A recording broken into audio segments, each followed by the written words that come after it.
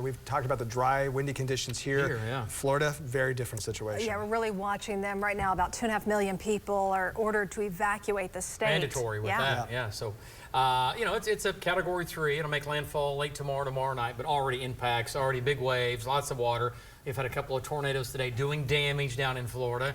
And, you know, you have such a big system in the atmosphere, and it just acts like a rock in a river, right? It just sits there, and nothing can go around it, right? Everything kind of just puts on hold. That's what's going on here and across much of North America right now because of Ian down in the southeast. So anyway, look at this shot. This is what's going on. If you've ever been to the Key West down there in the Keys, that's kind of a famous buoy there. A lot of folks get pictures taken, like Amanda Taylor. She's been there. I have been there, but luckily it was not a day like that. I don't think you would have gone on this day. I would not. But we've been watching this all afternoon, and you'll see people going out taking pictures. Now, the hurricane's about 200 miles southwest of that buoy, the center of it. And they're going to get plenty more in the way of a storm surge, more wind, more rain. But the brunt of the hurricane will not impact Key West, but they're still going to have flooding. It's still going to be a mess down there, but not as bad as it's going to be farther north and west. But look at that shot. Yeah, there you go. Let's go out and take a picture. Anyway, I don't get it. Anyway, people are crazy, right? All right, now here's what's going on. We're going to go from Key West, Florida, the approaching hurricane, to, this is what's been happening here today. This is that Lincoln County fire east of Chandler. And between Chandler and Stroud, had some evacuations underway with that. Big flames going up. Yep, Red Cedar's on fire. And a lot of that is out. Still some hot spots still burning now. Okay, so let's go to Links 1. And burn bans just continue. There's going to be a lot more red on this map the next couple of weeks, folks. It is a dry weather pattern.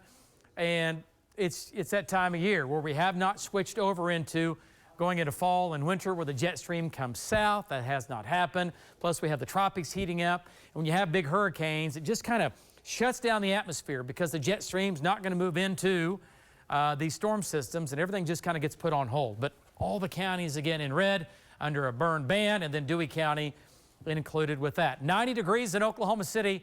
The average high is 80. A south wind at 13. Our humidity, look how low that is, 20%. So we have lots of 90s. It is blazing hot in Kingfisher at 95, near record high temperature there today.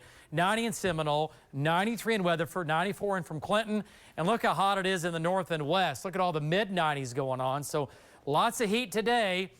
We will be turning cooler, right? And this is the beginning of that. Weak front in the northwest. Out ahead of it, a southwest breeze. That's what made that fire danger today. Not extremely high by any means, but just a little bit elevated. And look at our humidity in the teens and 20% range.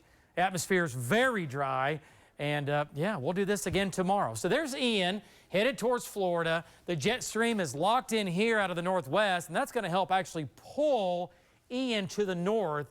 But for now, this map has looked like this for the last 3 or 4 days, and it will continue to look like this for the next 3 or 4 days. Look at that shot there. The stadium eye wall effect starts wide at the top, gets narrow down inside the eye wall, and you can see the ocean.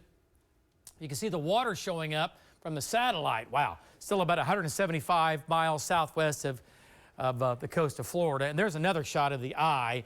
Eye's getting smaller. It'll become a Category 4 tonight, and it's going to make its way off to the north. Rain amounts, 10 to 20 to 30 inches of rain. Florida gets hammered. The worst of the wind and the storm surge, it looks like now, will be south of Tampa, but still millions of people live in here, all right? And it'll make landfall as we get into tomorrow and tomorrow evening, and then make its way across Florida and then back into Georgia and or the Carolinas. Wow. All right, for us, nothing. Bone dry. Mid-50s, upper 50s down south. Highs tomorrow, upper 80s, 90s down south. Cooler across the north with that boundary. We will cool it off. Low 80s Thursday and Friday. The weekend, October 1st, arrives Saturday. And next week, I hate to tell you, but that cold front next week, like Amanda was pointing out, is not there. We'll see if it comes back. Next week, it looks hot.